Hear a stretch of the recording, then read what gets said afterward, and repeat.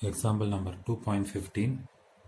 Let Z1, Z2 and Z3 be complex numbers such that modulus of Z1 equal to modulus of Z2 equal to modulus of Z3 equal to or greater than 0 and Z1 plus Z2 plus Z3 not equal to 0.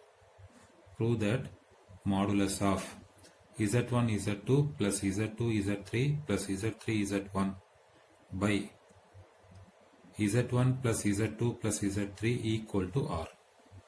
இதை proof பண்ணுறதுக்கு நான் மெயினாக use பண்ண போகிற concept என்ன அப்படின்னா modulus of Z square equal to Z பார்ங்கிற concept தான் மெயின் கான்செப்ட். இதை வச்சு தான் அவங்க கேட்டிருக்க ஆன்சரை நான் அரைவ் பண்ண போகிறேன். ஸோ இதை அரைவ் பண்ணுறதுக்காக நான் என்ன பண்ணுறேன்னா முதல்ல கொஸ்டினில் கொடுத்துருக்கிற modulus of Z1 equal to R அப்படிங்கிறத எடுத்துக்கிறேன். Modulus of Z1 value equal to R. ரெண்டு பக்கமும் ஸ்கொயர் பண்ணிக்கிறேன். இந்த பக்கமும் ஸ்கொயர் பண்ணிக்கிறேன். அப்போ modulus of Z1 square equal to R ஸ்கொயர்னு வந்துடும். இதிலிருந்து இந்த இடத்துல தான் இந்த ப்ராப்பர்ட்டியை அப்ளை பண்ணுறேன். அப்போ இந்த ப்ராப்பர்ட்டியை அப்ளை பண்ணால் இந்த இடத்துக்கு எனக்கு என்ன கிடச்சிரும்னா Z1 பார்னு கிடச்சிரும். Z1 bar equal to R square. இதிலேருந்து நான் என்ன கால்குலேட் பண்ணிக்கிறேன்னா Z1 கால்குலேட் பண்ணிக்கிறேன். அதனால் which implies that Z1 equal to R square by Z1 பார்னு வந்துடும். அப்போ இதே மாதிரி நம்ம என்ன எழுதலாம்னா Z2 ஈக்குவல் டு ஆருக்கும் எழுதலாம். அதே மாதிரி Z3 ஈக்குவல் டு ஆருக்கும் எழுதலாம். Z2 ஈக்குவல் டு ஆருக்கு இதே மாதிரி ஒர்க் பண்ணிட்டே போனால் நமக்கு என்ன வரும் அப்படின்னா Z2 equal to R square by Z2 பார்னு வரும். அதே மாதிரி தான் Z3 ஈக்குவல் டு ஆருக்கு ஒர்க் அவுட் பண்ணிட்டே போனோம்னா Z3 equal to R square by Z3 பார்னு வரும். சரி, Z1, Z2, Z3 கால்குலேட் பண்ணிட்டேன். கொஸ்டின்ல என்ன கொடுத்திருந்தாங்கன்னா Z1 plus Z2 plus Z3 நான் ஜீரோன்னு கொடுத்தாங்க. அதனால நான் Z1 பிளஸ் Z2 பிளஸ் Z3க்கு ஆன்சர் என்னன்னு ஒர்க் அவுட் பண்றேன். Now Z1 plus Z2 plus Z3. Z1 அப்படின்றது இதோ இங்க இருக்கு R square by Z1 bar plus அதே மாதிரி Z2க்கு R square by Z2 bar. அதே மாதிரி Z3க்கு R square by Z3 bar. இதுல நியூமரேட்டர்ல ஆர் ஸ்கொயர் அதனால ஆர் ஸ்கொயரை காமனா எடுத்துடலாம். ஆர் ஸ்கொயரை காமனா எடுத்துட்டேன். அப்போ இது 1 பை Z1 பார். இது 1 பை Z2 பார். இது 1 by Z3 bar. that is equal to R square into இதுக்கு LCM எடுத்துக்கிறேன்.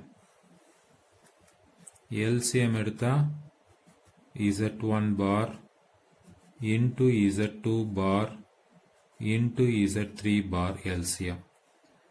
அப்போ இதுக்கு நியூமரேட்டர் ஃபில் பண்ணும்போது என்ன வரும்னா Z1 போக பேலன்ஸ் வரும். அப்போ Z1 bar போக பேலன்ஸ்னா Z2 bar Z3 bar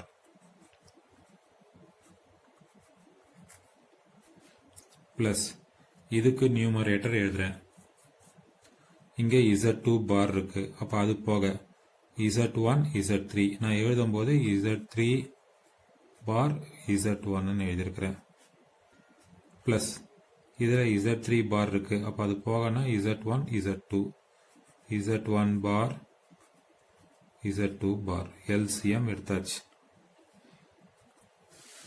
இந்த LCM எடுத்ததுல நியூமரேட்டர்லையும் சரி டினாமினேட்டர்லையும் சரி பார்ஸ் இருக்கு. ஸோ அடிஷனில் இருக்கும்போதோ அல்லது மல்டிப்ளிகேஷன்ல இருக்கும் போதோ பார் ப்ராப்பர்ட்டி படி என்ன எழுதலாம்னா தனித்தனியா இருக்கிற பாரை வந்து ஹோல் பாரா எழுதலாம். அப்போ இந்த நியூமரேட்டர்ல இருக்கிற எல்லாத்துக்கும் எப்படி எழுதலாம்னா Z2 Z3 bar plus Z3 Z1 bar plus Z1 Z2 bar divided by Z1 Z2 Z3 பார்னு எழுதிடலாம். திரும்பவும் பார் ப்ராப்பர்ட்டி படி இதுக்கு ஹோல் பாரா மாத்திடலாம். R square into Z2 Z3 plus Z3 Z1 plus Z1 Z2 whole bar divided by Z1 Z2 Z3 bar. இதுதான் எதனுடைய ஆன்சர்னா நம்ம கண்டுபிடிக்கிறது Z1 plus Z2 plus Z3 ஓட ஆன்சர். நம்ம கண்டுபிடிச்ச இந்த இது வந்து Z1 plus Z2 plus Z3 ஓட ஆன்சர். நான் இப்ப என்ன பண்ண போறேன்னா ரெண்டுத்துக்கும் மாடுலஸ் எடுத்துக்க போறேன். Taking modulus on both sides. அப்போ modulus of Z1 plus Z2 plus Z3 equal to modulus of R square into Z2 Z3 plus Z3 Z1 plus Z1 Z2 bar divided by Z1 Z2 Z3 bar. That is equal to R square க்கு modulus வந்து R square தான். அதனால R square into இந்த modulus டிவிஷன்ல இருக்கா, அப்போ நியூமரேட்டருக்கு தனியா ஒரு modulus போடலாம், டினாமினேட்டருக்கு ஒரு தனியா மாடுலஸ் போடலாம்.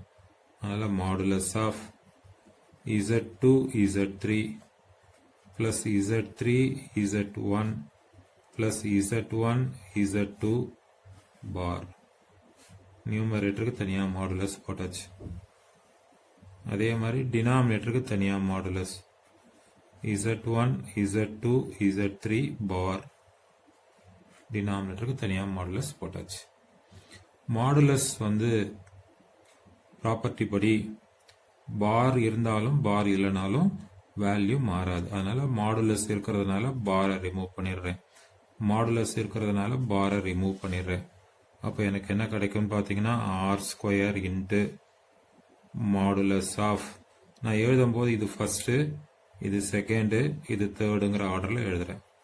Z1 Z2 plus Z2 Z3 plus Z3 Z1 பாரை ரிமூவ் பண்ணி எழுதியிருக்கிறேன். டிவைடட் பை அதே மாதிரி பாரை ரிமூவ் பண்ணி எழுதுனா Z1 இன்ட்டு Z2 இன்ட்டு Z3ன்னு வந்துடுச்சு.